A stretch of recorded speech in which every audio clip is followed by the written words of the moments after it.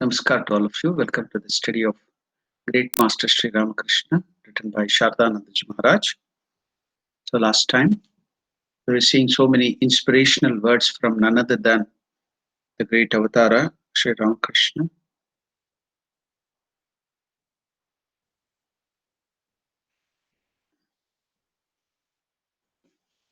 Now, we shall continue with that.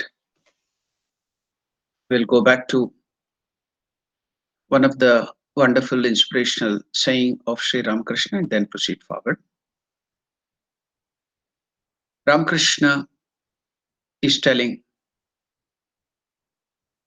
have strength, have faith, and say, I will him. There is no doubt about it. I will realize him this very moment. It is then and then only that realization comes. I'll again go back to those words. It's a wonderful words. Then only realization comes, says Sri Ramakrishna. It is then and then only that realization comes. How? When? When will it come?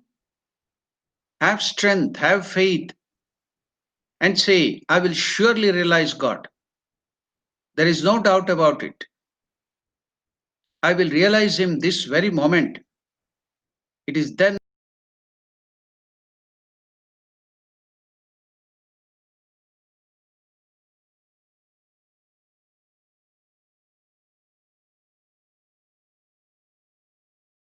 situation that every one of us will get into when devotees conceiving God or without it. When devotees conceiving God as either endowed with form or without it were stuck in a quagmire of despondency in practicing meditation, devotional exercises, prayer, and the like, with no response. The Master encouraged them thus. Now, Ramakrishna is giving a very simple example which he has seen in the village. Very common example is in Bengal, especially in that part of Sri Ramakrishna's native place. Everywhere you will have lot of water bodies like ponds, lakes, big lakes, and also so many rivers too. So there will be people who will be always fishing, catching fishes. So Ramakrishna will have noticed these simple things. How do they catch fish? So now he is using one of those example how the fisherman will catch the fish, and now he's giving that wonderful example for us. So Sri Ramakrishna is telling a bait must be thrown into the pond first. The fisherman will put the fishing hook, a very thin fishing hook. To that he will pierce a earthworm. So that earthworm will be pierced into that fishing hook, and that will be tied to a thin thread or rope or wire, and from there it goes to that fishing rod, and that bait, that animal which the fish likes, it will come running to eat that, and it is caught. So that bait is thrown. Just like if they want to catch a tiger or a lion or any carnivorous animal, they will tie a goat or a hen or a deer as a bait. When then that man eater or but that particular carnivorous animal comes, they will catch them. So they will give the bait as an attraction. So a bait must be thrown into the pond. The fisherman will do it first if one wants to angle for fish. You have perhaps been sitting long with a fishing rod in your hand. No sign of fish is seen, and you think there are perhaps no fish in the pond. One day, perhaps you notice the flouncing of a big fish, and you immediately believe that there are fish in the pond. Another day, the float on the line perhaps moves, and you believe that evidently a fish has come near the hook. After some days, it may be the float sinks and you lift the hook only to find that the fish has eaten the bait and fled. Again, you put a bait on the hook and holding the fishing rod, sit very watchfully. One day, at last, as soon as a fish has come, has taken the bait, you pull the line and the fish comes up on the land. So, this action of the fisherman to catch the fish is now transformed into the spiritual practice. So, likewise, we, the spiritual aspirants, we should throw the bait of devotion to the Lord, who is the fish whom we want to catch him. Then someday it may be boring, someday it may be mechanically done, someday our religious practices may not have any joy in the heart. We don't find any joy. Sometimes while meditating on God, we may feel also thoughts like there is no existence of God at all, it is all bogus. Sometimes we may get some joy, sometimes we may have some visions. So, likewise, the example of this fishing with the bait is given. So, the fisherman waits with so much of patience to catch a single fish. So, why can't we have that perseverance, that steadfastness to realize God, to do the spiritual practices? So, that is the example given. Have patience, persevere, persevere. He sometimes said, Sri Ramakrishna sometimes said, ah, he's very sharp eared. He's very sharp eared. He hears everything without exception. He has heard everything that you said to him in your prayer. Now, Ramakrishna is telling about the Lord. The Lord is very sharp eared. You know, we many times we human beings are very sharp eared. If that is the case, the Lord of the Lord, who is our indweller, is much more sharp eared.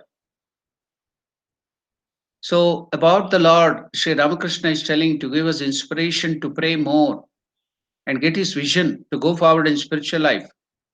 Sri Ramakrishna sometimes said, ah, the Lord is very sharp eared.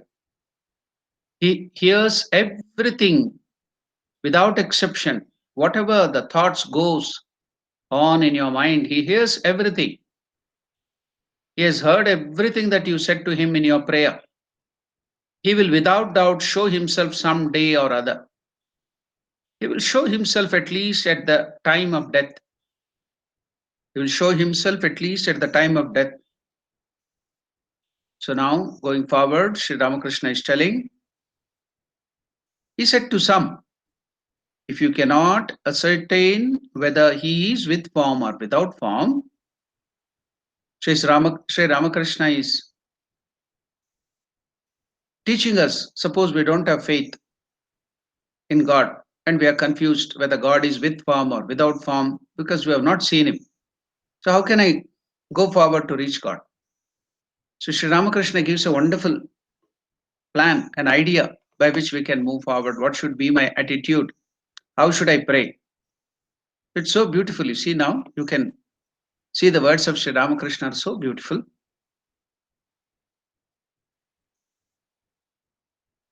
Sri Ramakrishna said to some, if you cannot ascertain whether the Lord is with form or without form, pray to him saying, how should you pray? O Lord, I do not know whether thou art with form or without form. So, with a sincere heart, with a earnest heart, pray to the Lord. I do not know, O Lord, whether you are with form or without form. Please reveal thyself to me. Please reveal thyself to me out of thy grace. Whatever be thy nature, whatever be thy nature, please reveal thyself to me. I do not know, O Lord, whether you are with form or without form. Please reveal thyself to me out of thy grace, whatever be thy nature. So, this is one of the wonderful prayers when you are confused, when you do not know how God is, then the prayer can be poured out in this manner. It's so sincere, it's so appealing. So, what is the way Sri Ramakrishna is teaching how to pray? Should you note it, jot it down in your diary how to pray? Sri Ramakrishna is showing how to pray. Sri Ramakrishna is telling, he said to some, if you cannot ascertain whether the Lord is with form or without form, pray to him, saying, O Lord, I do not know whether thou art with form or without form.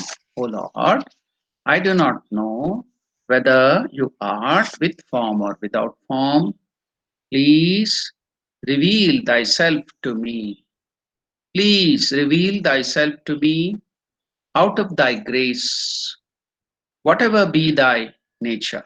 Whatever might be that nature, I'm not bothered about it. I want you. I want you and you alone.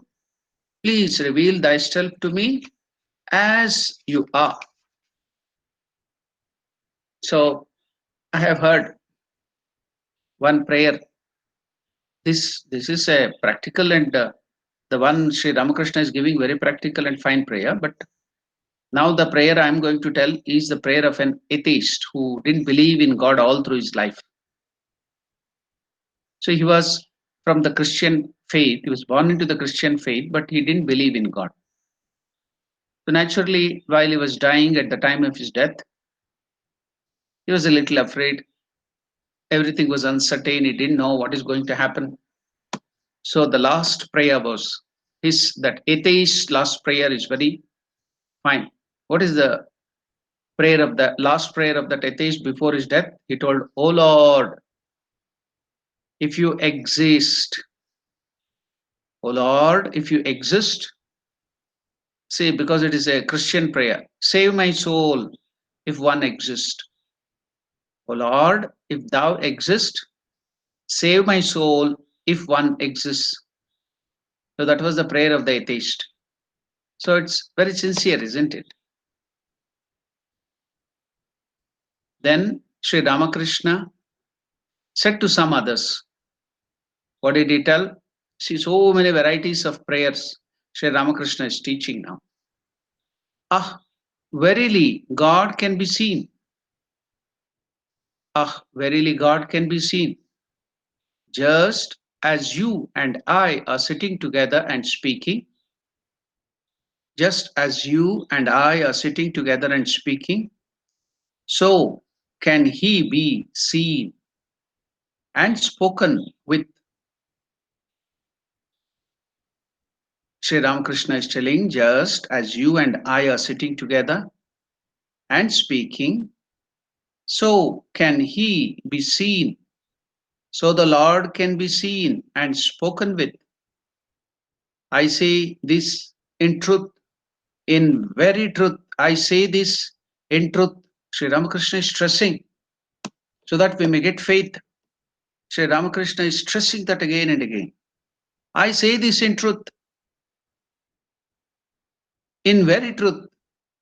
I'll repeat that prayer again. Sri Ramakrishna is telling it's not a prayer, he is convincing us with wonderful words.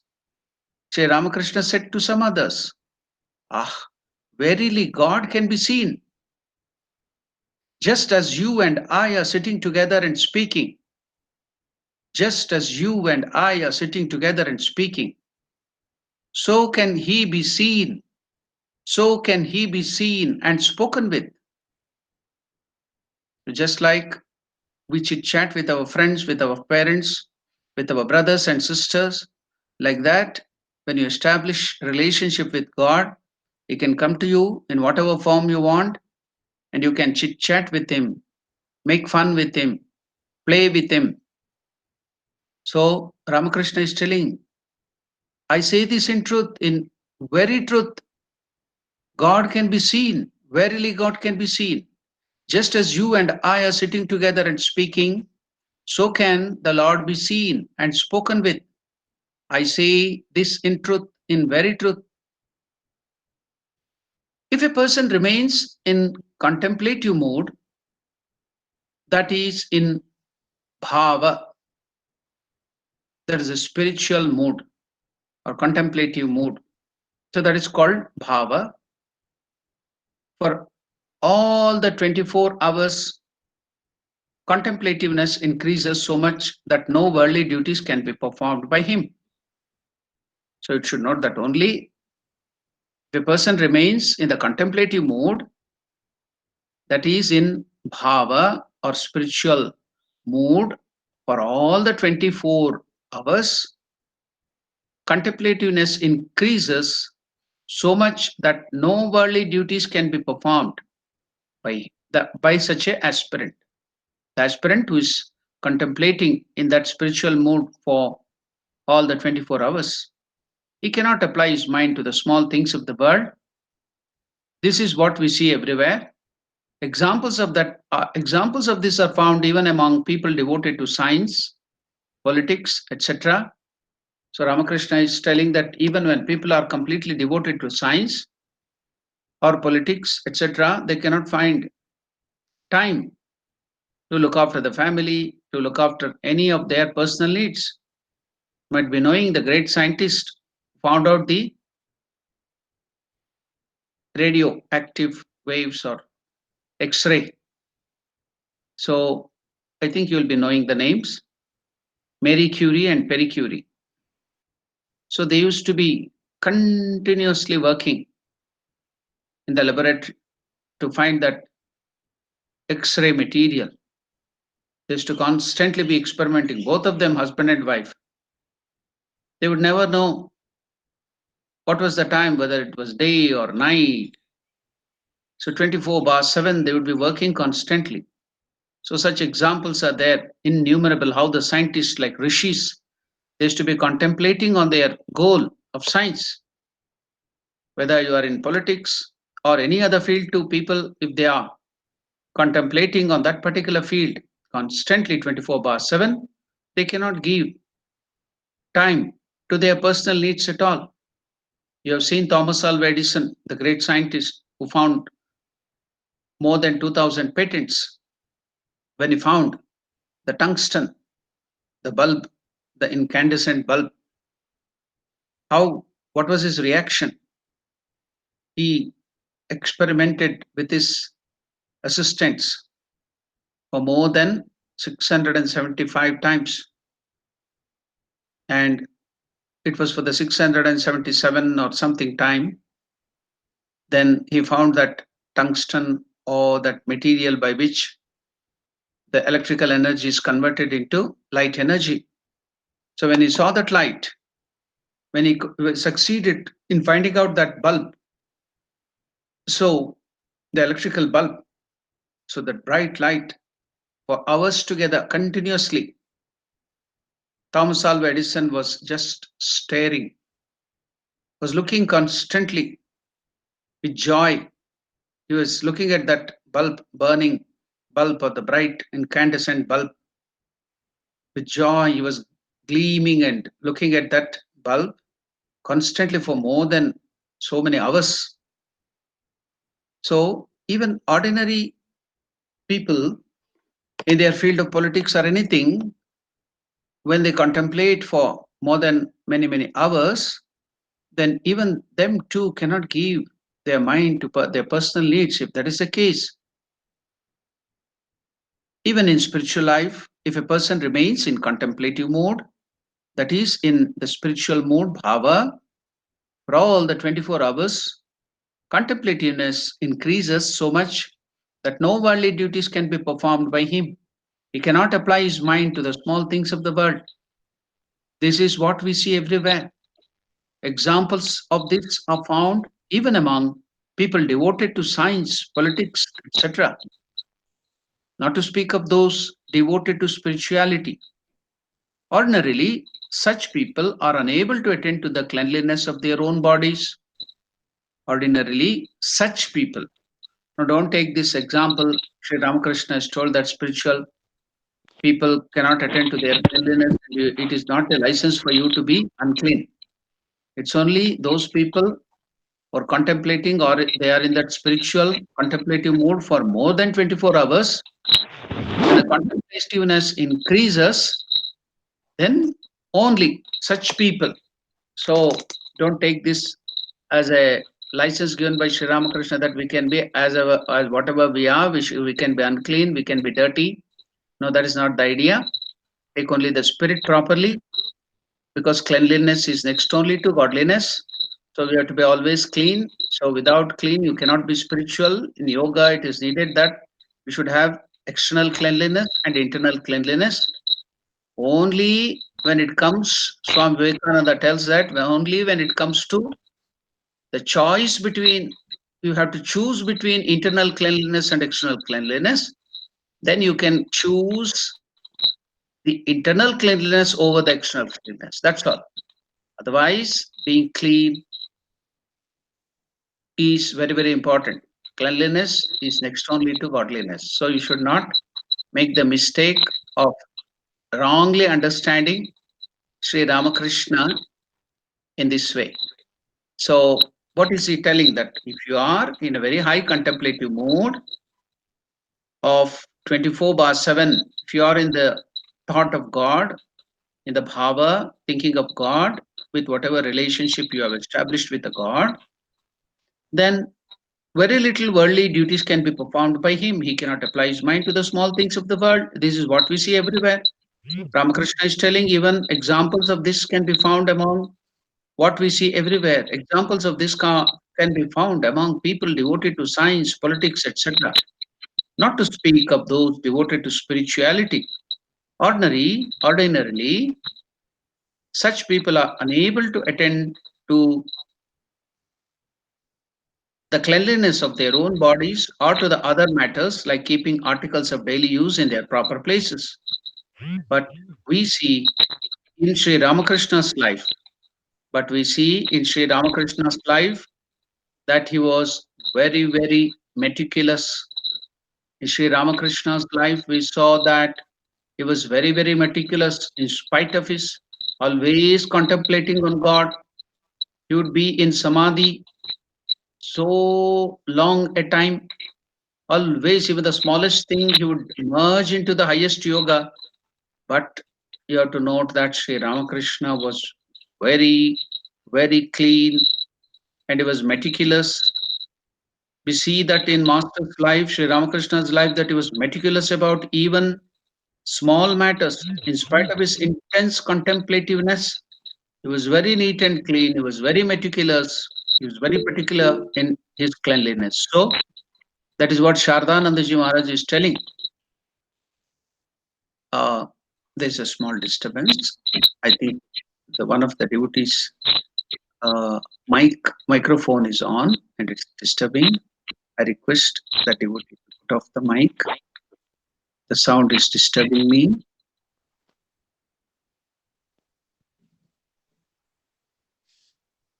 Yeah, now the microphone disturbance is stopped. I can continue. No, it is still there. It is from the phone of Krishni Pillai.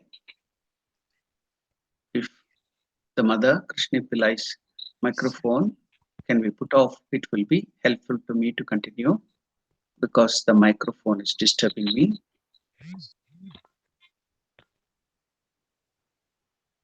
Yeah, now it is put off. Now it's continue.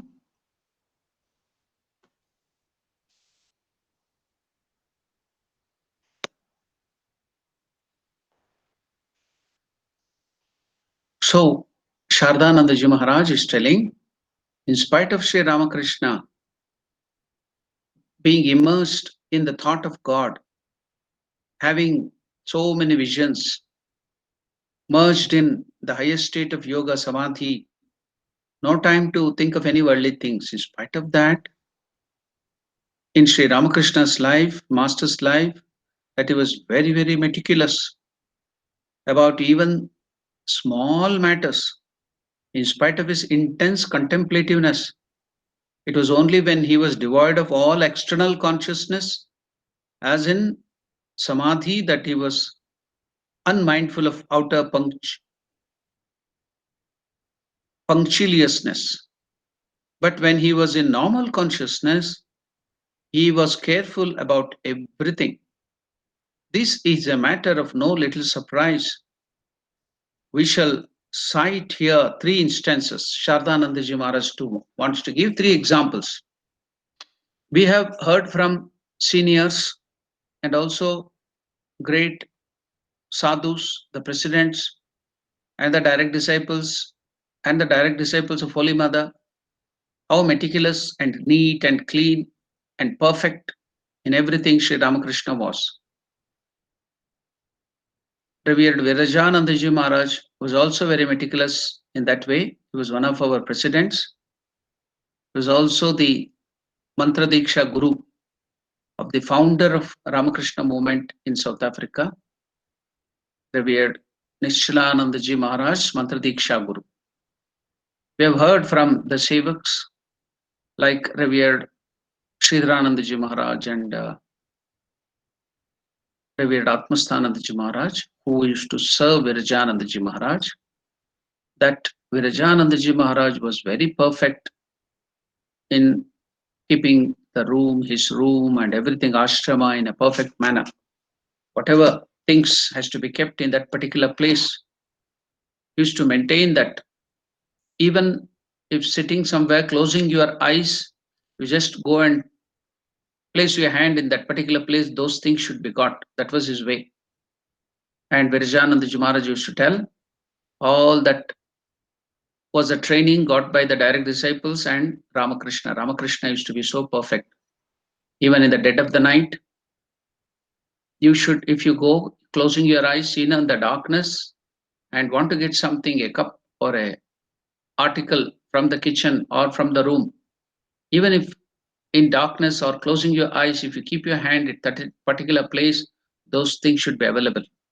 Such should be the meticulousness and perfection. After using that article, you have to keep back those in that proper place. It should not be thrown here and there. That will help you to save so much of your energy. Otherwise, to search back those things, you will have kept it unmindful. You will not be mindful at all. You will not have awareness at all. You will be using those things and throwing the lid somewhere. You will be throwing the uh, that article somewhere else. And afterwards, when you want to get them back, you search and search and search, and you will not get it. So much of energy is wasted. But Sri Ramakrishna showed us, after using any article, you have to be so perfect that you have to place it in that proper place immediately after that. We can see that in the life of Mother Shada Devi also, when one of her relatives, a younger relative, was now sweeping. After the sweeping, she took the broom and she just threw it somewhere and kicked it with the leg, pushed it somewhere to the corner. Seeing that, mother told her, "No, my dear child, in my house, everything, there is no what do you call thing like very high and low. The broom is also an aspect of God. You have to show proper respect, proper devotion in doing any work, whether it is sweeping, mopping, or anything. You have to place back the broom in its proper place in a respectful way. In my house, you cannot be without respect even to a broom. The broom also has to be shown its proper respect and should be placed. You cannot kick it with your legs. I have seen in South Africa that while the parents, old parents, are having some problems to wear their shoes, or their slippers. I've seen the children helping them to put back the slipper.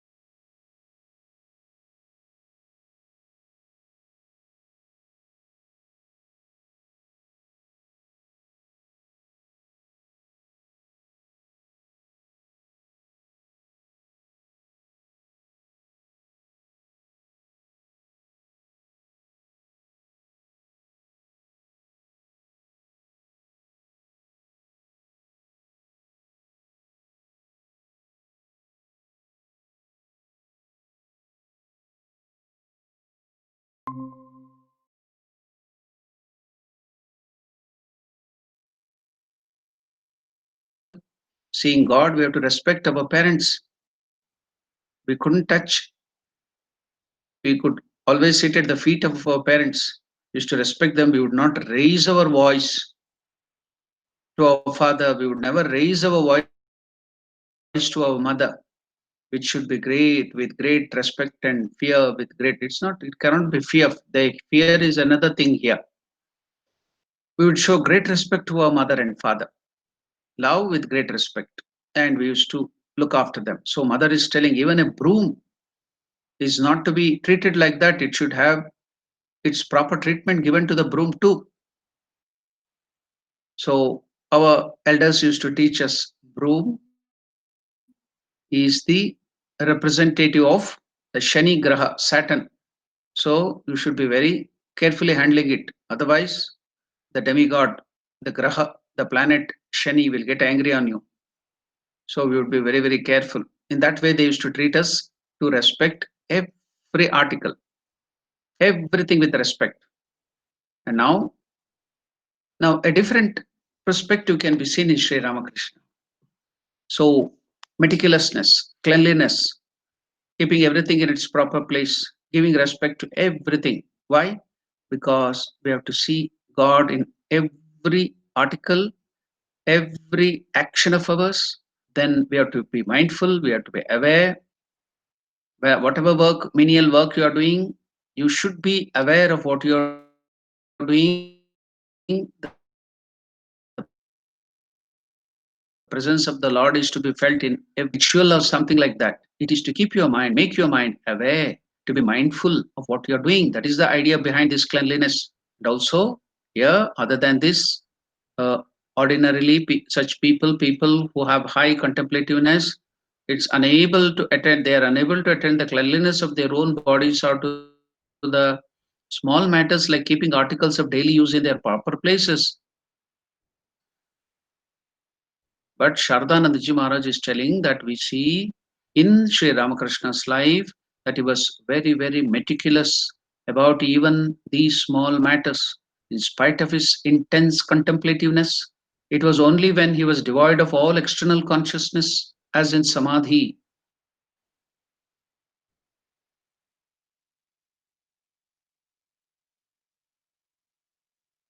that he was unmindful of outward punctiliousness and firm in maintaining the time. Suppose he has promised somebody to do something, he would not only keep up his words, but also he would be very, very punctual. So we have learned that from our seniors. Maybe we are not so perfect like our seniors in the Ramakrishna Ashrama, They all have learned from their seniors, and it comes directly from Sri Ramakrishna,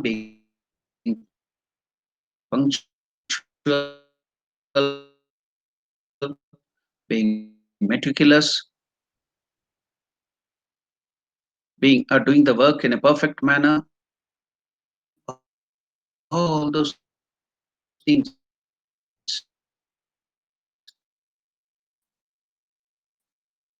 we have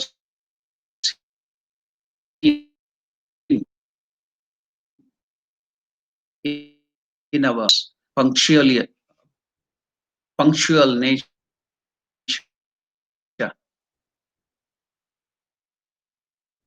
So all those things, Ramakrishna had practiced it and then shown it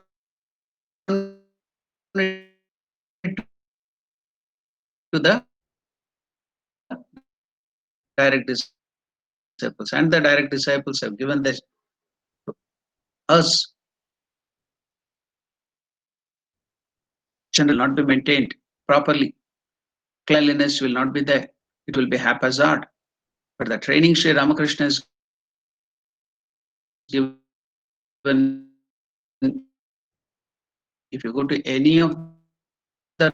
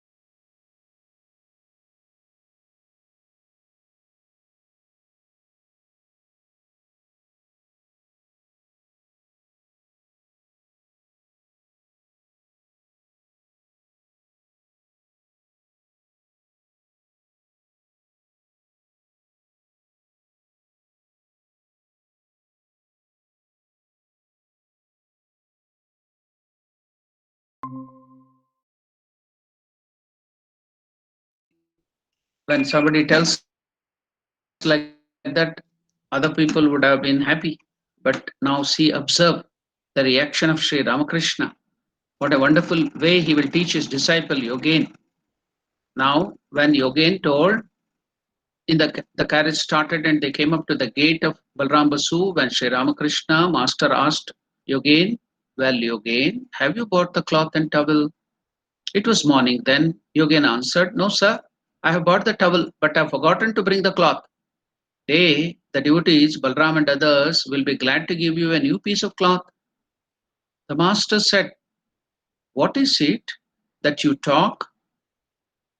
If we go and trouble them, if we forget by our laziness or our carelessness, if we forget things and go and trouble the devotees, what will the devotees think about us? The master said, what is it that you talk? The devotees will say, what a wretched, luckless fellow has come to our house. They will be put to trouble and will be in a fix.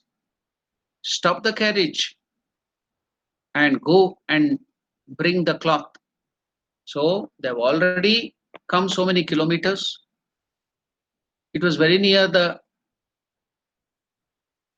house of Balram Basu, but Sri Ramakrishna stopped the carriage and told Yogen, go back to the Kshineshwar and bring that cloth. We should not trouble devotees in whatever way. We should be perfect.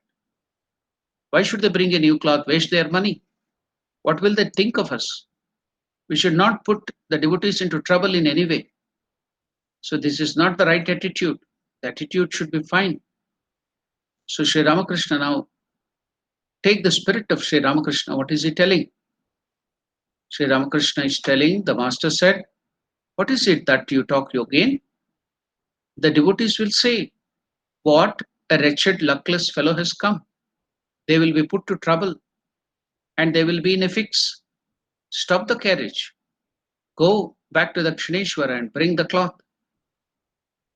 The master continued, there is sufficiency and no want. There is sufficiency and there is no want when a good man, a lucky man, comes as a guest.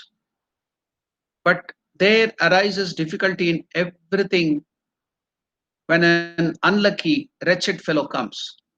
He will come on the very day on which there is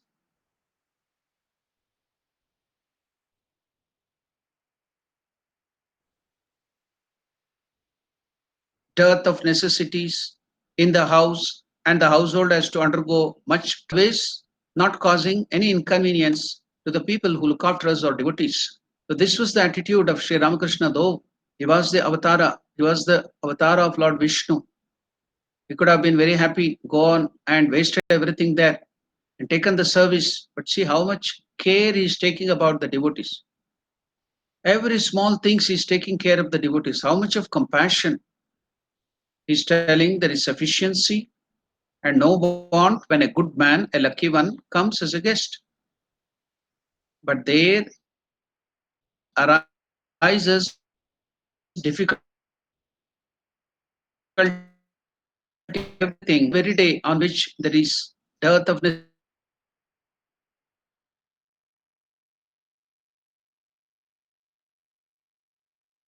the household has to undergo much travails, not causing any inconvenience to the people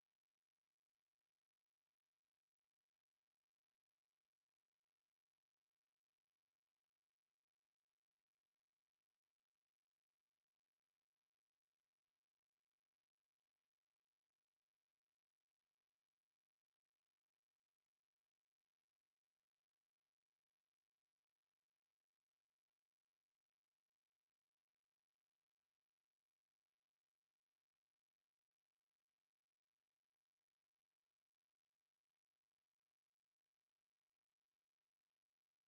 All of us used to call him Hazra Mashai. So it comes from the Sanskrit word Mahashaya. So a respectful person.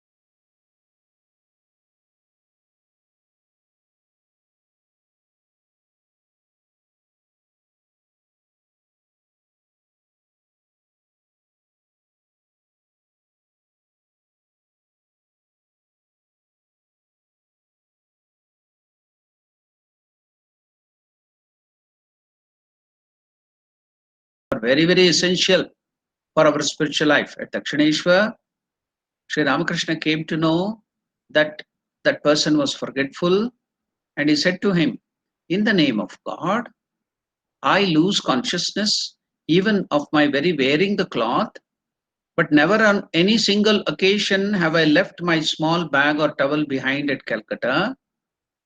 And you doing only this little japa, you perform a little japa, and you are so forgetful. So it is a lesson for us to be very, very careful about our spiritual life.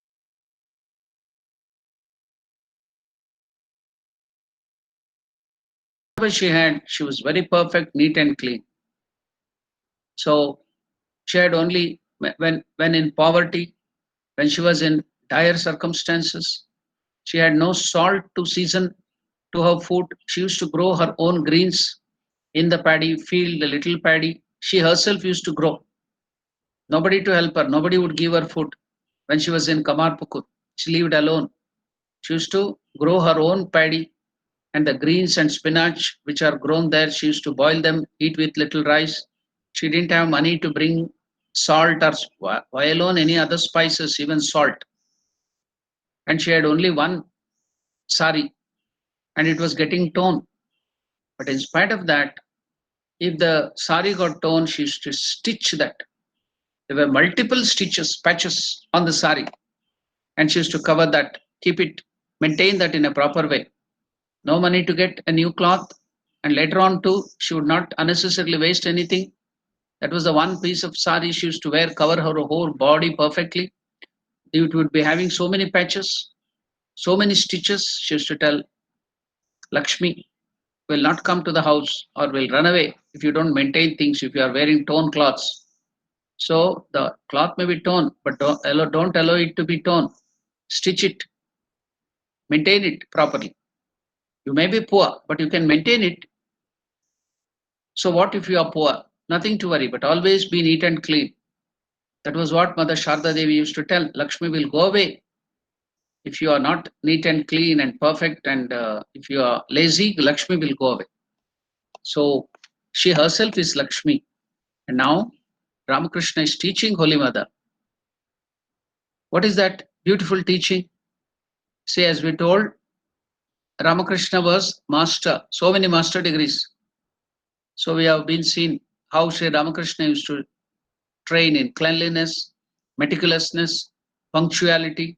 So these are all in the personality development, the training which we have to get. So is expert in personality development. Now is also expert in home science. There's a subject we used to see our elder sisters or younger sisters in olden days they used to study in the college a subject called home science. It would be there in the colleges. So it would not be for the boys. So it was for girls or women. So home science. So now Ramakrishna was expert in the home science too, training how you should be in the house, how should you look after the children, how should you maintain the house, the family, the kitchen. So there is a training, and Sri Ramakrishna was master in that home science too. Now we can see how Sri Ramakrishna trained even Sharda Devi perfectly in all the works. So how is he training Mother Sharda Devi? Sri Ramakrishna taught Holy Mother Sharda Devi. What did he teach her? At the time of getting into a carriage or a boat, go and get into it first. And when leaving the carriage or the boat or the bus or the train or the airplane, when leaving it, Ramakrishna's time there was no cars or bus or lorries, it was only boat and carriage. Even train was not there at that time. After that, there was the train, railways was there. Sharda Devi used to travel by train. So we can include all those things, aeroplane, train. So during Sri Ramakrishna's time, when he was teaching, it was only boat, horse carriage. So he's giving that example. So whenever we are traveling by any vehicle, then what is that Sri Ramakrishna is teaching Mother Sharda Devi at the time of getting into a carriage or a boat, go and get into the boat or the vehicle first to see that whether all the people have got in, all the members who have accompanied you have got in, and all the articles you have taken has come in. So for that sake, you have to get responsible person, a leader who is really responsible for the family like you. So don't neglect that. Everyone should become a leader. Every devotee of Sri Ramakrishna or trained by Ramakrishna should have these leadership qualities. You should get up first into the vehicle. See that all the people who have accompanied you have come in. See whether all the articles. So we have seen, we have been trained in such a way by our senior monks. Whenever we are traveling, I used to take care of 160 students. We used to never forget everything. We used to be perfectly looking after those 160 students.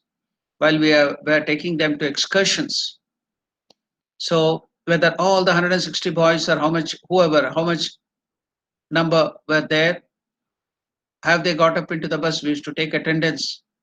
Then all the list of articles what we have to take to the excursion, the food articles for emergencies, the food materials, the fruits, the vegetables, the bread and the bun, the butter, everything.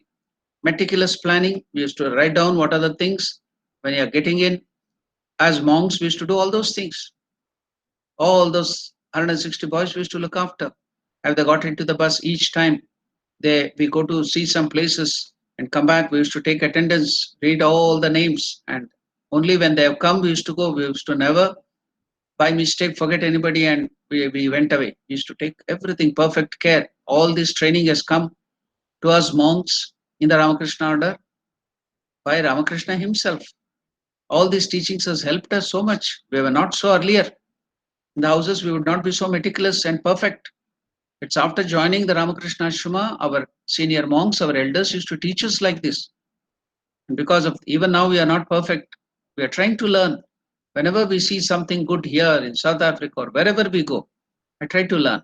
I may not be perfect, but I try to learn. I try to become perfect. Everyone, that's what Sri Ramakrishna is telling. As devotees of Ramakrishna, all these traits should be there.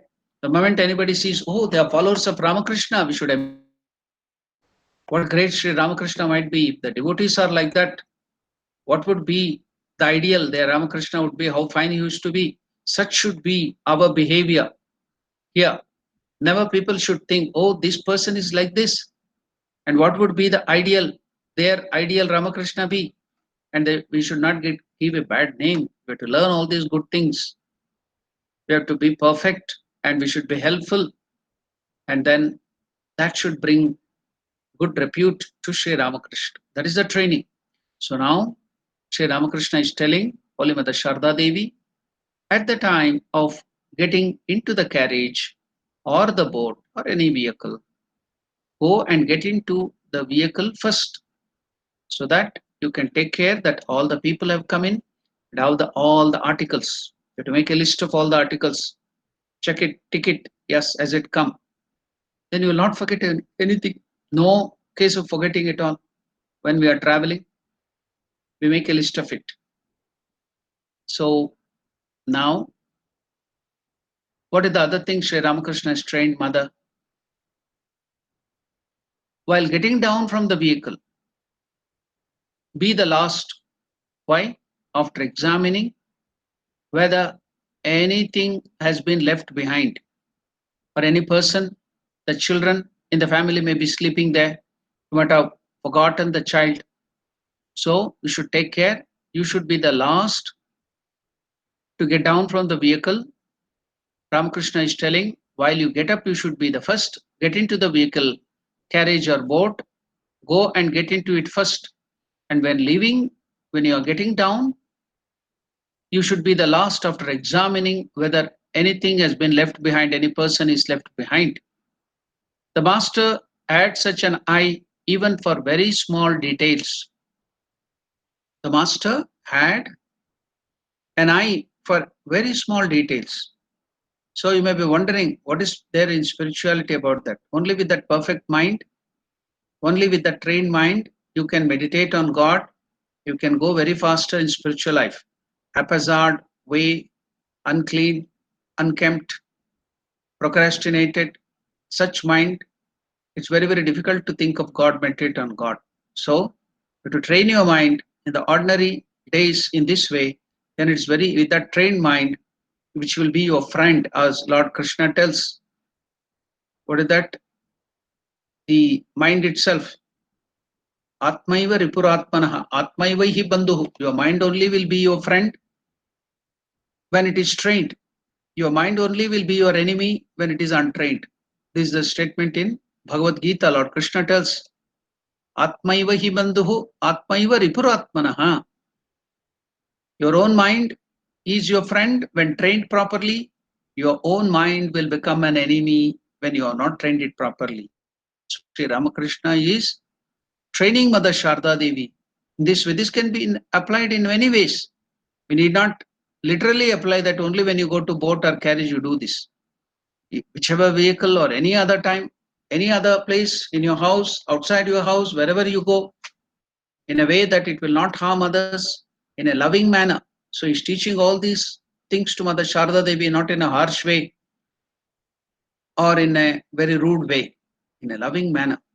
Mother Sharda Devi used to tell, my husband Sri Ramakrishna has never even hit me with a flower, means let alone beating. I have seen, heard about husbands beating their wives, beating the mother, beating the father.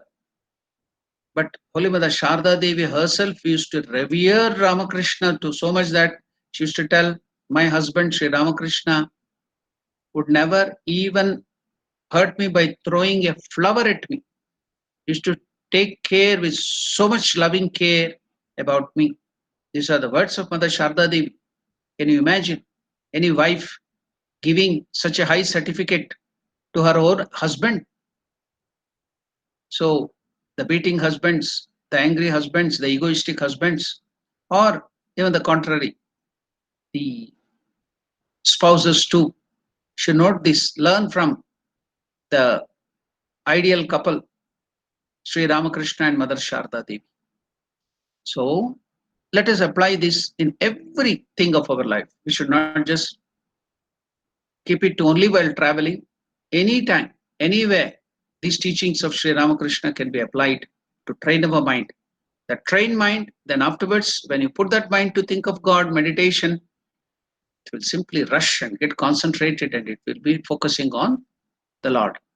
Thus, though remaining incessantly in Bhavamukha, Sri Ramakrishna was careful about all the necessary things. Even though Sri Ramakrishna would be in the bhava, the spiritual contemplation, the spiritual mood, he will be in bhava mukha, he would be in touch with both God and the world. In spite of that, the master was careful about all the necessary things. He would keep a thing invariably at its proper place. He would keep a thing invariably at its proper place. Take care of the articles of daily use, such as clothes, the small bag of spices, etc., belonging to himself or others. Inquire whether any necessary thing has been forgotten or left behind at the time of going to or returning from any place. He would also bestow his thought on how the environment of devotees can be made favorable for their spiritual practice. Why? Why is he doing all these things? If the environment is clean, very fine, lit with agarbatti, lighting the lamp, neat and clean, then it will be congenial for spiritual life. So when the devotees come or anybody come to that place, your mind should be uplifted. The physical surroundings should be so neat and clean and kept that your mind will be uplifted to spiritual strata. So that is what the idea of Sri Ramakrishna is, Sharda Anandaji Maharaj is telling. He would keep a thing invariably at its proper place, not changing all the time. Take care of the articles of daily use, such as clothes, the small bag or anything, etc., belonging to himself, and inquire whether any necessary thing had been forgotten or left behind at the time of going to or returning from any place. He would also bestow his thought on how the environment of the devotees, see, this is very important. Why did he do that? He would also bestow his thought on how the environment of the devotees can be made favorable for their spiritual practice. This was constantly he was thinking of the welfare of the devotees. That is very, very important. All these things he's doing not for his show that what you call being a cleanliness maniac or to trouble others, nagging others, but to make the environment, to make the life of the devotees happy. The surroundings, when it is clean and everything is good, the devotees will get a very spiritual, uplifting atmosphere. So he would also bestow his thought on how the environment of the devotees can be made favorable for their spiritual practice. In this connection, he would make the same kind of searching inquiries in the worldly situation. Another important aspect in this connection, Sri Ramakrishna would make same kind of searching inquiries into the worldly situation as into their spiritual problems. Not only he would take care of the spiritual problems, but also used to inquire, but also try to help them to come out of the worldly problems and situations too. So, without solving the worldly problems, how can the devotees keep their mind on spiritual things? That's why Sri Ramakrishna would not only make spiritual inquiries, but also he would make the same kind of searching inquiries into the worldly situations as into their spiritual problems too. The master appeared to us as a visible embodiment of the aggregate of all kinds of ideas. Shardananda Jimaj is telling the master Sri Ramakrishna appeared to us as a visible embodiment of the aggregate of all kinds of ideas. Such a great king in the world of ideas was never seen before. Constantly dwelling in Bhavamukha, the master manifested in himself to the fullest degree all the spiritual states from the non-dual nirvikalpa to the savikalpa samadhi, all types of visions, all types of samadhis, bhavamukha, everything constantly dwelling in all those things in its fullest degree, the master manifested in himself all these things, acquainted devotees of all classes with the details of their particular paths and goals, and thus brought to them extraordinary light in the darkness of ignorance, unprecedented hope in despair, and incomparable peace amidst worldly trials and tribulations. Words fail us to express what a safe haven of hope Sri Ramakrishna was to all of us. What power he wielded in the entire realm of spirits, wherever, whatever work, whatever things take up perfection, whether it is spirituality, whether it is worldly thing, whether it is any ordinary thing, we could see that. That's what Shardananda Ji Maharaj is telling you, is a safe haven to all of us. Now, I want to take you through one beautiful story, which is very good, connected like this. How he was a beacon of light. He was a light to everybody in every this thing. So to we also, all of us, should be like that, should try to be helpful to others. Lord Krishna has told in the Mahabharata what should be our goal, what should be our aim. Bahujana hitaya, bahujana sukhaya, for the welfare of the many, for the good of many. Bahujana sukhaya, for the happiness of many. Bahujana hitaya, for the welfare of everyone, for everybody. So that is the ideal given by Sri Krishna. Bahujana Sukhaya, Bahujana Hitaya, for the welfare of the many, for the happiness of the many. So that wonderful story I'm going to tell you. Once, one day, the sun, the bright sun, and a dark cave. The dark cave and the bright sun struck up a conversation, it seems. The sun had trouble understanding what darkness meant, and the cave had the trouble in understanding, didn't quite get the hang of light and clear. The cave, dark cave, couldn't have the idea, didn't quite get the hang of light and clear. At the same time, the bright sun had trouble understanding what darkness meant. The cave had trouble, didn't quite get the hang of light and clear. So they decided to change places. Both of them, the bright sun and the dark cave, they decided to change places. So what happened? The cave went up to the sun and said, "Ah, I see this is beyond wonderful. Now I have seen what is light, what is clarity, what is brightness. I have come to you, sun. I could see it. I, the dark cave, could see it. But I want that sun, you should also come to my place inside the cave and see what is darkness." Okay, sun agreed. So when that cave went up to the sun and said, "Ah, I see this is beyond wonderful. Now come down and see where I am, where I have been living in the dark cave." So the sun went down to the cave and said, "Gee, I don't see any difference." Sun went into the cave, every nook and corner of the cave, the dark cave. But he couldn't see darkness, the sun couldn't see darkness.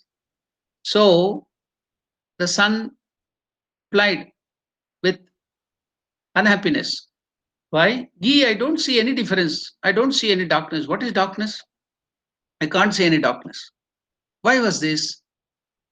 The reason is when the sun went down, it will always take its light along with the darkest, even in the darkest corners. So all the darkest, meanest corners were illuminated. That's why sun couldn't see any difference. Rather, when the cave came to the sun too, there was brightness and light. So when the sun came down to, when the cave came to the sun, it was bright there. It could see what brightness and sun gives.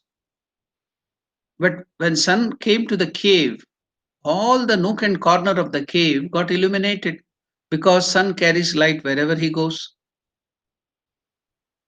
So now sun couldn't see any difference because wherever he went, he illuminated all the corners, darkest corners. So there is a quote from old scriptural book saying, the enlightened ones, the enlightened ones can never be sent to hell. The enlightened ones can never be sent to hell or pushed into darkness. The enlightened ones can never be pushed into hell or into darkness. They carry their heaven. They carry their heaven on their shoulders all the time. We thought that heaven is a place where we are supposed to go, but in reality, it is a state of mind we are supposed to achieve. Heaven, Vaikuntha, Kailasa, Devi Loka, Ramakrishna Loka, Goloka, all these heaven, different types of heaven, is not a place where we are, it is somewhere high and we are supposed to go there, but it is the state of the mind we are supposed to achieve and create that atmosphere wherever we go. If you are full of darkness within, if you are full of negativity, fear, doubt, you become a cave unknowingly. It's a hell within. And no matter how much you accumulate money, no matter how much you accumulate wealth, vehicles, jewelries, gold, diamonds, whatever, any security, any insurances is of no use. It's hell within, and no matter how much you accumulate, you still remain hollow, dark in the cave. But if you are illuminated like the sun, with all the good qualities, the positive qualities, the happiness, the joy of God, then the darkness of the cave wouldn't matter. You could be in the worst of the circumstances. You'll still be able to find blessing everywhere. Why? You'll be carrying your heaven with you wherever you go. So you create heaven wherever you go. Your surroundings will be transformed into heaven. So, heaven, Vaikunta, Kailasa, is not a place somewhere above, but it is, you can create your heaven wherever you go. So, what is the darkness of the cave? It is the negative qualities, the negative tendencies, the bad qualities in our mind. We create hell in wherever the place we are, the negativities. But here, by the life of Sri Ramakrishna, by the teachings of Sri Ramakrishna, we can see how Sri Ramakrishna illuminated every corner like the sun with brightness and happiness. And if we follow him, if all these ideals are put into practice, whether you accept him as an avatara or not, whether you accept him as a saint or a human being, as an ordinary human being, or as a perfect human being, but these wonderful teachings, these wonderful sayings are important. Getting that ideal and practicing that and finding happiness is important. The other things are secondary. So changing your life is very, very important. They are the miracles. See, all these things gives us so much of joy, so much as happiness. So constantly dwelling in Bhavamukha, the master manifested in himself to the fullest degree of all spiritual states from the non-dual Nirvikalpa Samadhi to the Savikalpa Samadhi, acquainted devotees of all classes with the details of their particular paths and goals, and thus brought to them extraordinary light in the darkness of ignorance. So he brought extraordinary light to all the devotees and everybody in the darkness of ignorance. So that is what we are supposed to do. Get all these things, wonderful joy, and keep it for yourself and enjoy yourself. No, but to share it to your grandchildren, your children, to everybody, to your neighbors. You have to give that joy, not in a nagging way, troubling others, but in a very sweet way, in a loving way. You can share all these thoughts to everybody. Let all of them find that solace and happiness which Sri Ramakrishna is giving you through his teachings and life. So, Sri Ramakrishna is the beacon, is the extraordinary light in the darkness of ignorance, unprecedented hope in despair, and incomparable peace amidst worldly trials and tribulations. Words fail us to express what a safe heaven of hope. Shardananda Maharaj is telling, words fail us to express what a safe heaven of hope he was to all of us, what power he wielded in the entire realm of spirit.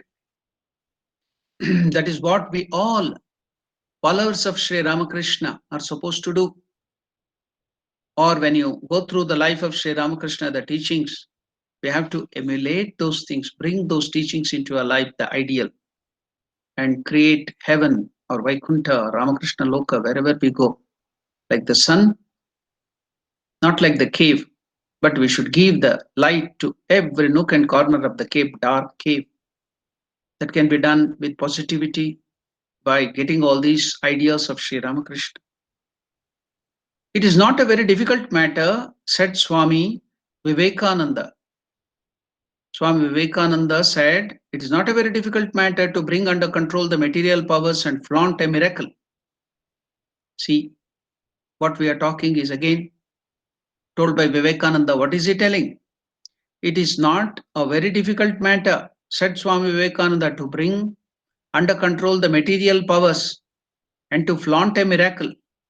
But Vivekananda is telling, I do not find a more marvelous miracle than the way this mad Brahmin.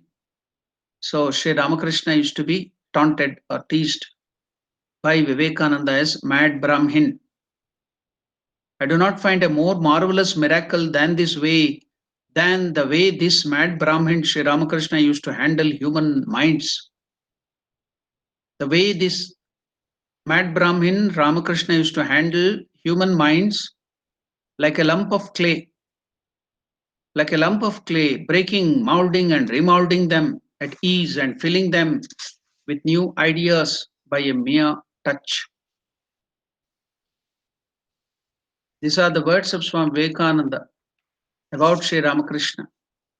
That by controlling so many material, amassing material, bringing gold chain, bringing like this vibhuti, telling some mantra and doing all those things, curing diseases. Anybody can do that. It's very easy because miraculous powers can be attained by some yoga. That's why Swami Vivekananda is telling it's not a very difficult matter. Said Swami Vivekananda, to bring under control the material powers and to flaunt a miracle. But I do not find a more marvelous miracle, said Swami Vivekananda, but I do not find a more marvelous miracle than the way this Ramakrishna, used to call him mad Brahmin, Ramakrishna used to handle human minds like lumps of clay, giving it any shape, breaking, molding, remolding them at ease, and filling them with new ideas by a mere touch, filling them with new ideas, filling them with positivity, filling them with joy, unbounded, unlimited, by mere glance, by mere touch. We could give all those things. Is there any great miracle? We want much more example to prove that he is an avatar. He could play with our minds. He could just change your life transformation, life transformation. Take up one habit in your life and to give up that habit. Either it may be smoking, it may be coffee or tea or alcohol, whatever habit you have in your life. To change one habit, it may take many lives. But this great avatar Sri Ramakrishna, if we read his teaching, if we go through his life, all those lives are changed for good. Wonderful transformation can be seen. Wonderful truths can be realized. They can go forward in spiritual life so quickly. Isn't that the real miracle? Planting, some curing of the diseases, curing of the, bringing in some ashes, bringing in some gold, jewel. Is that miracle? Is it not changing the life, transforming our life for higher life from the animality? Isn't that miracle? Isn't that wonderful? So Swami Vivekananda is telling that he could shape the minds in whatever way he liked, like a clump of clay. He could mold it, remold it, anything. That was the capacity. That is transformation of life for higher life. From any level, he could do that. So we are studying, we are meditating, we are discussing all those wonderful qualities, the teachings, the life. And the important thing is we have to inculcate, we have to practice, put it into practice. And another important thing, if it has to become firm, to share this knowledge with others. Help others get all those things. No need that you should prove Sri Ramakrishna is Avatara or a great this thing of Narayana or Vishnu. That is secondary. The important thing is if you can practice those teachings, bring all those things into your life, you'll get that love of God. You can realize your true nature, you can bring happiness, joy into your life. That is more important. Bahujana Hitaya, Bahujana Sukhaya. So I think we are coming to the close of our time. Now we will stop our discussion and then we will give the time for question and answer. If you have any questions, if you have any doubts, you can ask now.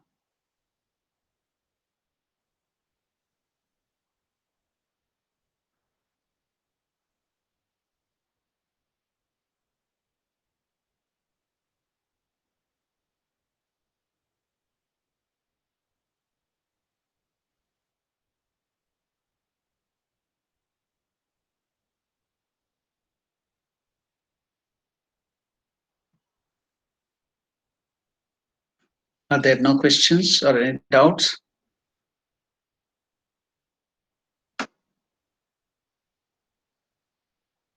Okay, you may be in a Sunday mood, so no desire to ask question. If there are no questions, then I can conclude with the prayer.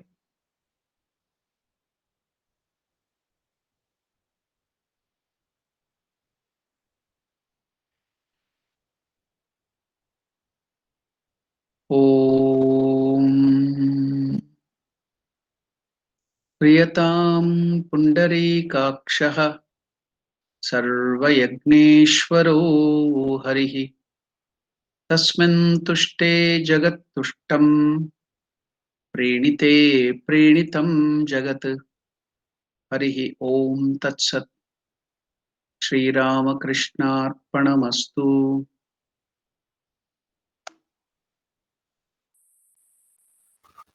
Namaste Swamiji, have a good day further. Namaste Manish ji, thank you.